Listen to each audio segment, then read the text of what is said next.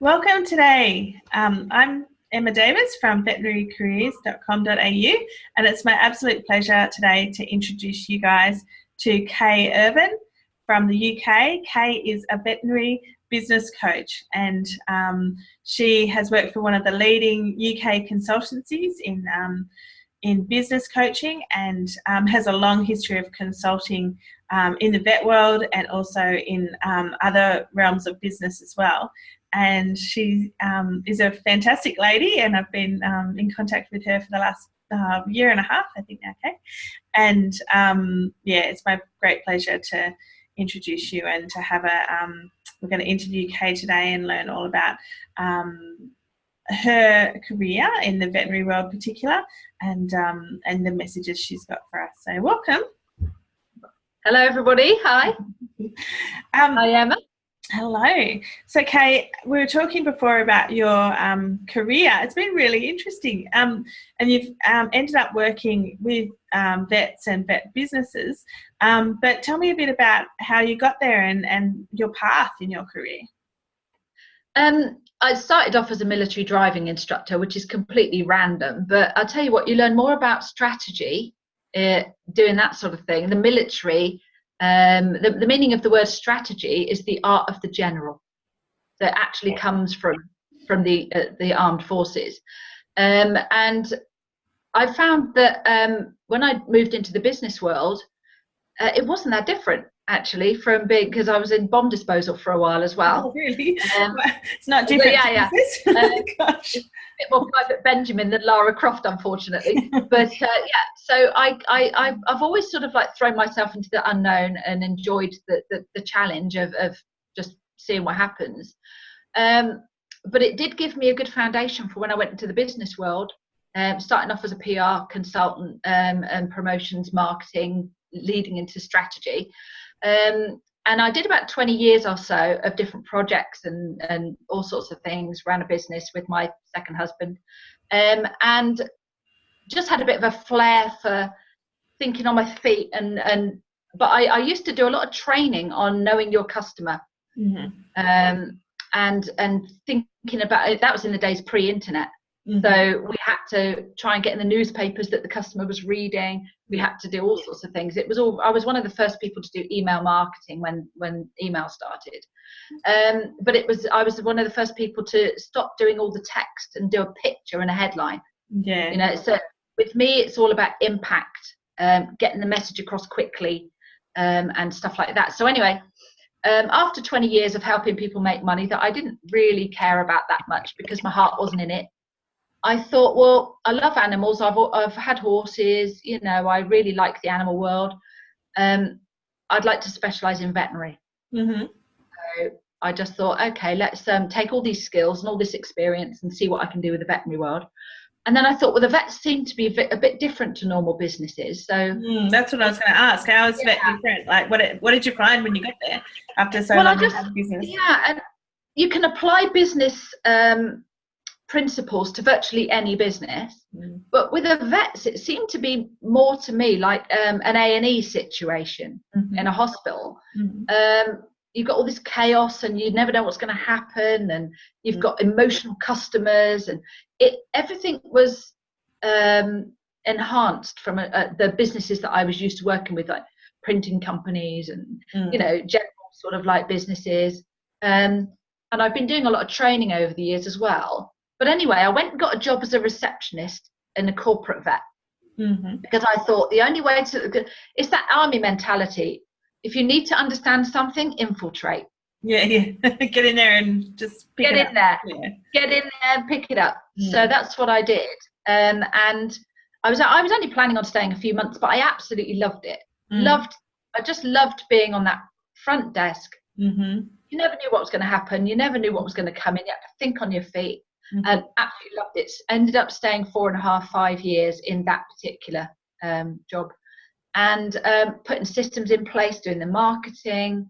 Gradually it expanded. I wasn't the most popular member of staff because I was more interested in doing the job right than getting on with anybody.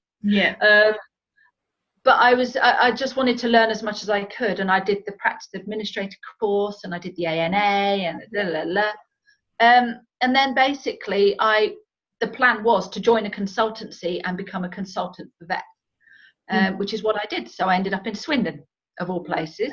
Yeah. Okay. Working as a practice development coach. So then you were coaching like vet businesses, so rather than in a corporate setting, back to small business, or what were you? So it was working with the independent vets, but it was very useful to have a corporate inside knowledge.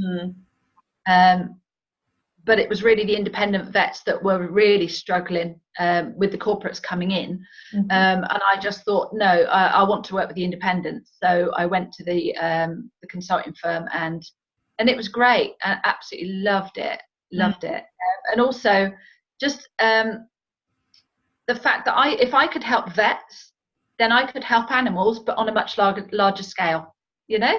That's kind of why I do what I'm doing too, like to help vets, to help everyone, because the vets are, you know, helping so many people and the animals all the time. So yeah, same kind of thinking. And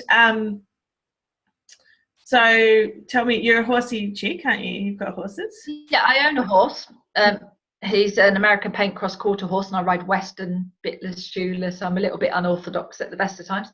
And I always loved horses as a kid, completely obsessed. I didn't get my first horse till I was 41, which was an X-ray horse. That's probably very sensible, I think, as someone who. Well, yeah, but it was a little bit sudden. But yeah, I decided to get a horse when I was 41, and yeah, I'm just a bit horse mad, really. I think if it's in your blood, it's in your blood, isn't it? Yeah.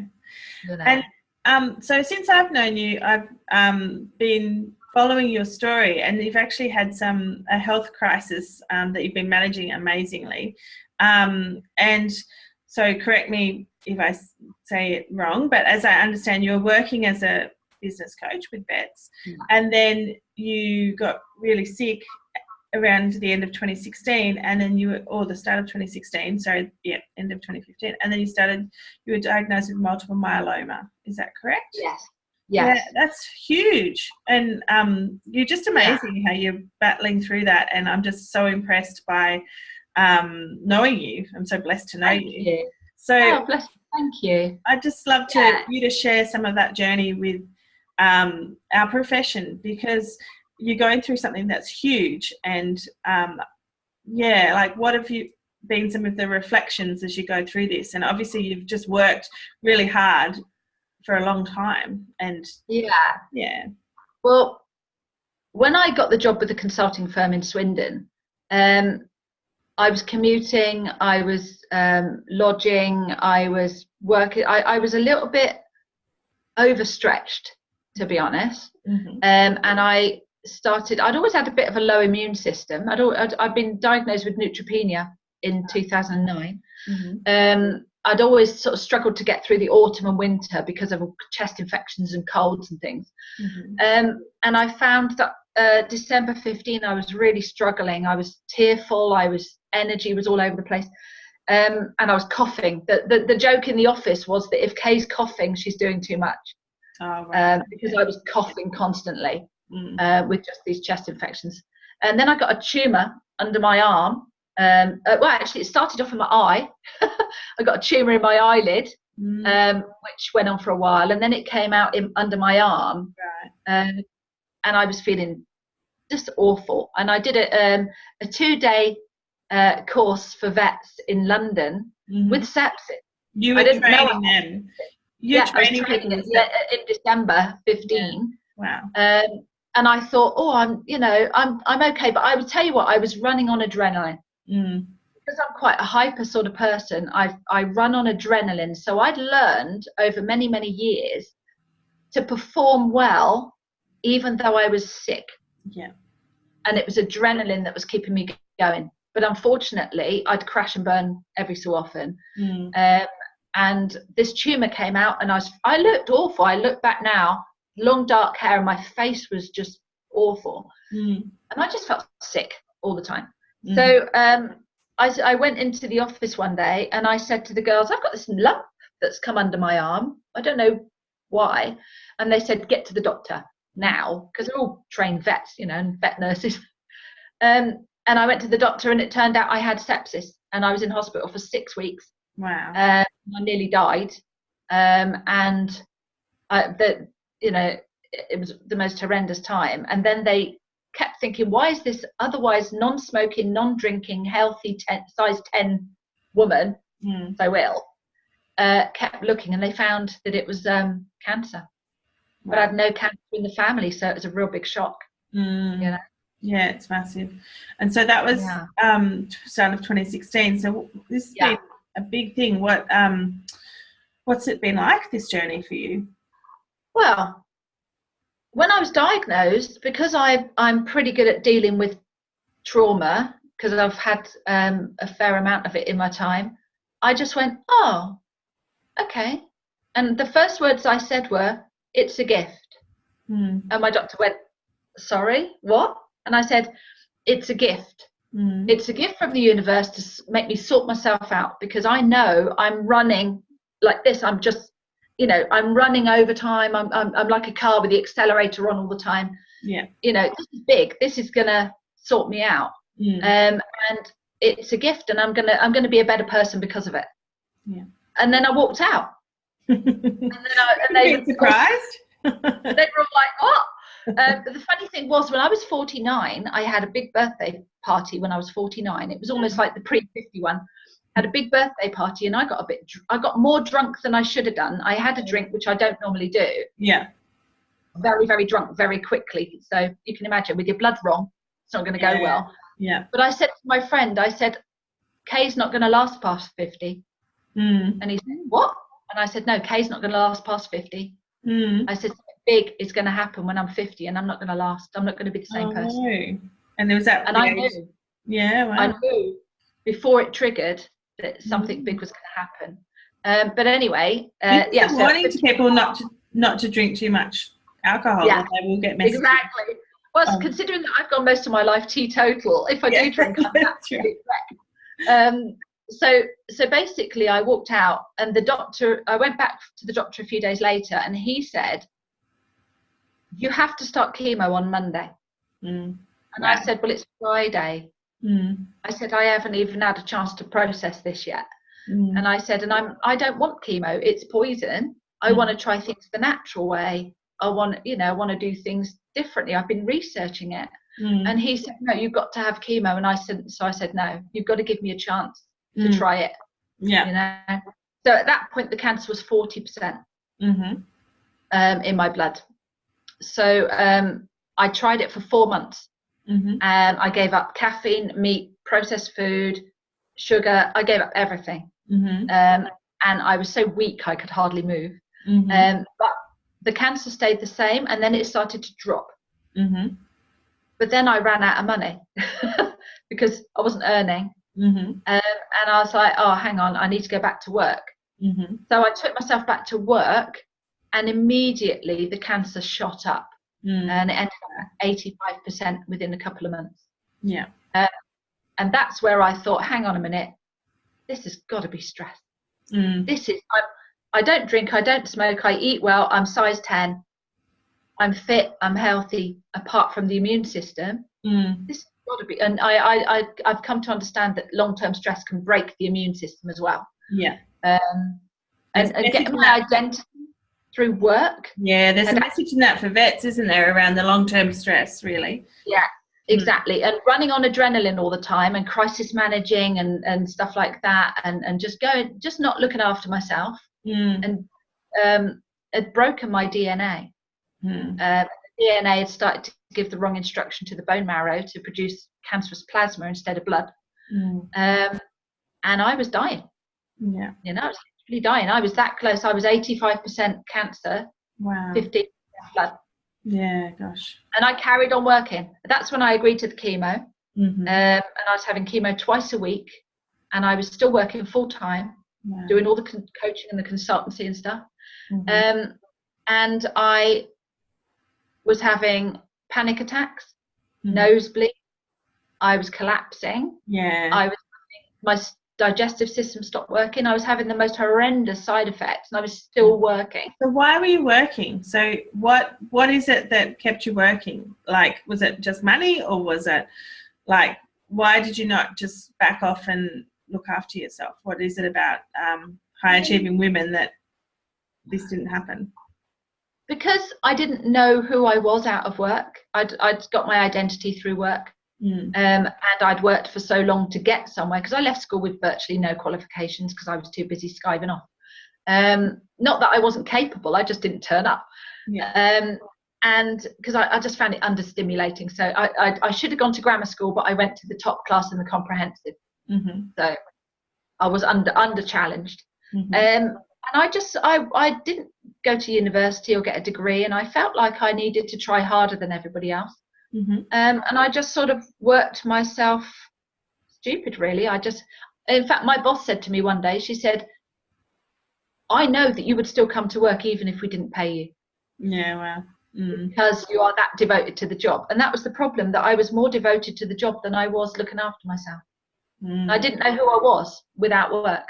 There's a message in that too, isn't there? Because some of our veterinary industry would relate to that, because they're just all about the job and they're so tied up in helping, and they are such a help, but they help at the expense of themselves. Yeah, and my desire to inspire and help people actually nearly killed me, to put it bluntly. So, so what, looking back at that, what reflections have you got for people that are powering along, hugely invested in their working identity, and who maybe can resonate with what we're talking about, but who haven't got health issues yet? What would you say to them? What? Well, it either learn to pace yourself, or things could go the way that they've gone for me. I'm like a racehorse on the track that never stopped, and then literally crashed and burned. And I crashed and burned every so often with the flu and the chest infections and all that.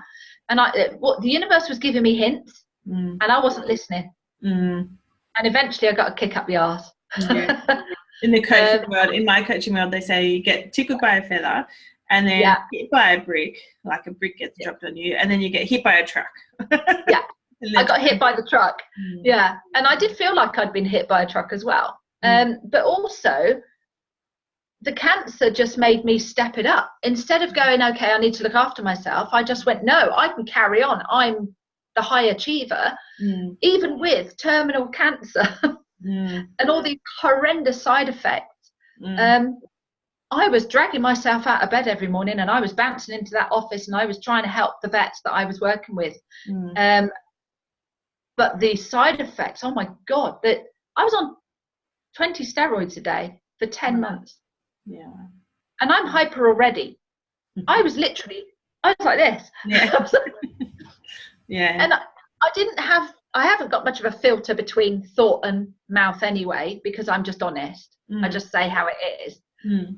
But I wasn't, and I was doing a week's work in a day, and I was like, yay, look at me, I'm just so superhuman. I literally thought I was superhuman. I thought I was having superpowers because the steroids were sending me off the scale. And I didn't think there was a problem at all. I was just doing my job, but everybody around me was like, my God, this woman is impossible to work with.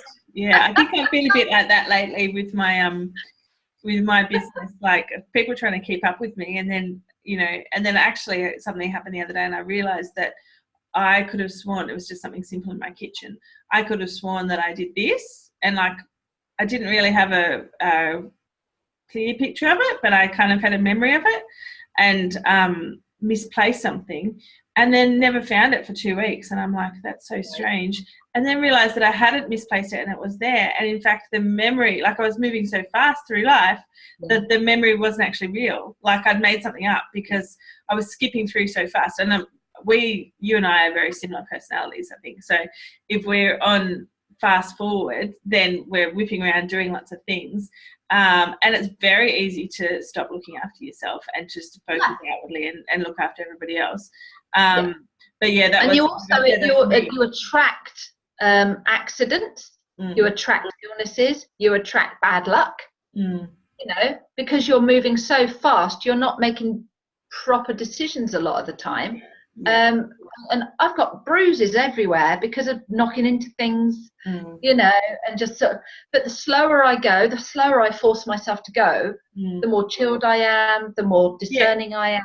So pacing, tell me about how you've learned to do this pacing. You're talking about vets should pace themselves. What does that mean? Well, I believe that most relationships suffer because of a difference in pace. Having been married to a man that was very slowly paced and I was very fast paced, my frustration with people who are slow is quite large. So when I was on the steroids, I was even faster. So, and I've seen this in other work relationships and all sorts of things, is if you get people working together where some people are fast paced and some people are slow paced, there's a lot of friction that can cause.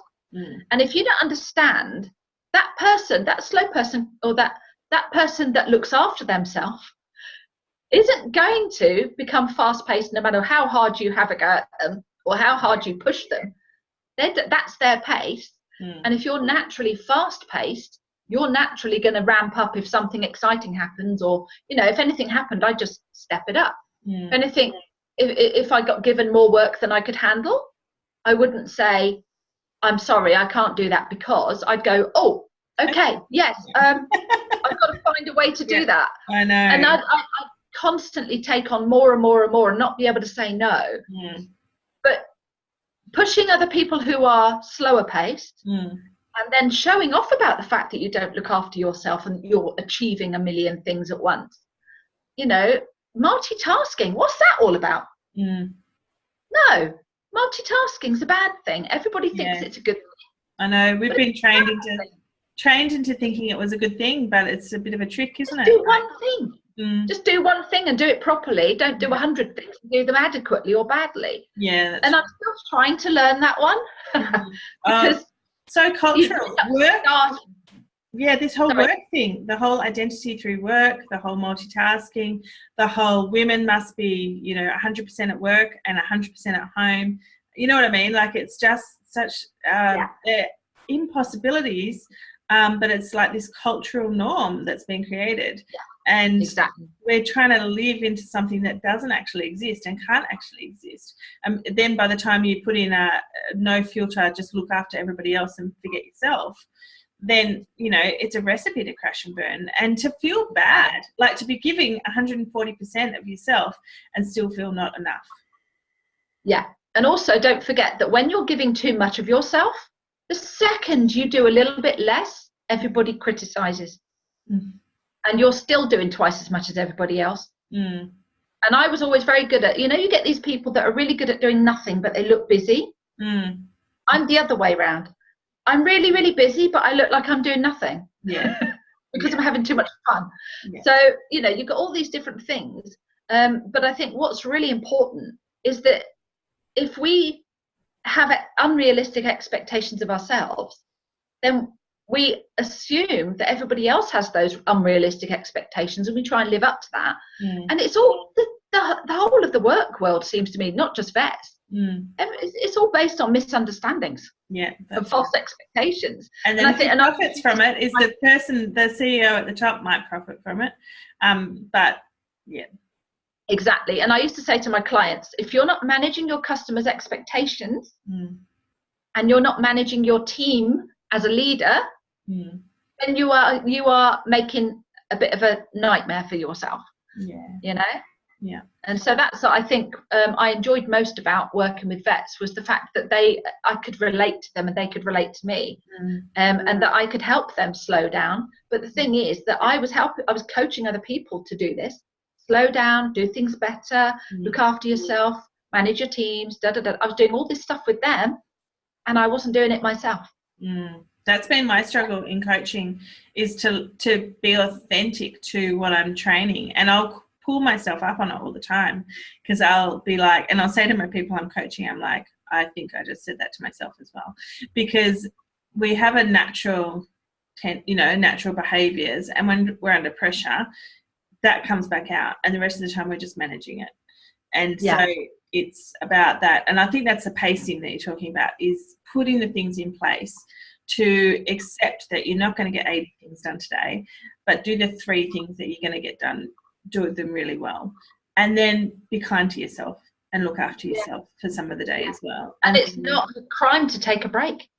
And you know, I used to eat my lunch at my desk because I thought, oh no, that's a weakness to take a break. Oh, I can't do that. That shows weakness. And yet the guy who used to come in at 9, used to leave at 5, and he didn't give a damn. He was never criticised. He